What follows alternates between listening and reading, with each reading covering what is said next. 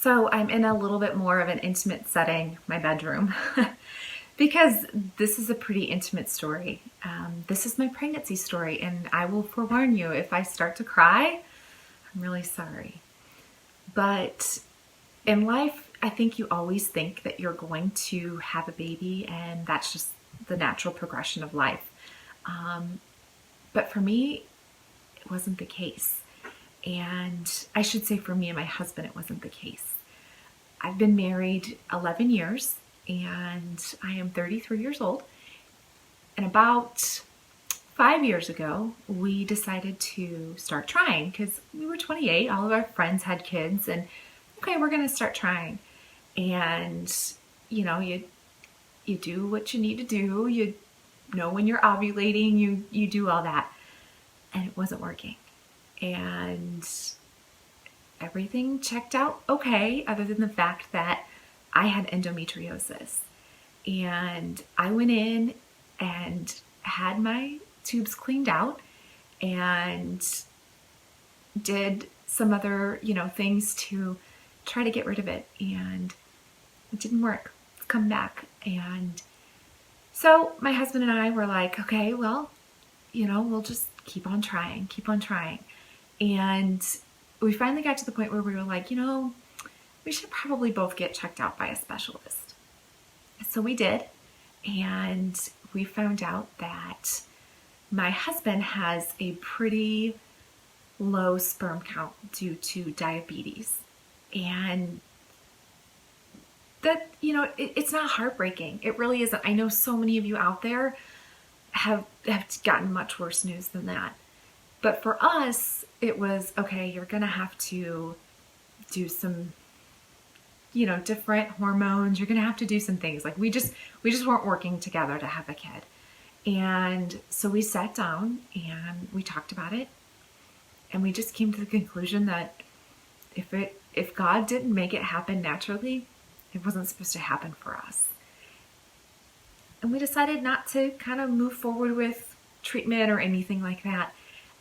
And it's a hard decision. It really is. And I know that so many of you make the other decision and you go the other route.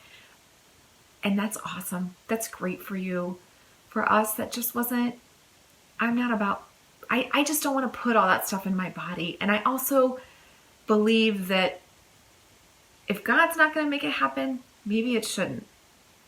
So, I will admit that every month for a while, I would just keep my fingers crossed, like, oh, maybe by some miracle it'll happen. And it hasn't.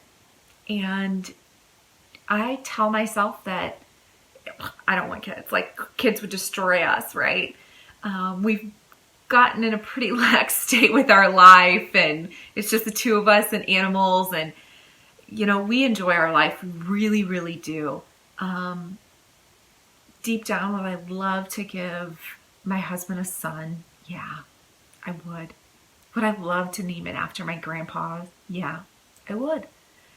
But that's just not in the cards for us. Or if it is in 5 years, that's great. But one thing that I do want to reiterate through this message and through the stuff I've learned about nutrition is just how much food plays into your body and how much good food really helps your body work right. And I'm not saying that food is the primary cause of us not being able to get pregnant, but I do think it's a factor. I really do. I think it's the food that we grew up on, the highly processed, things like that.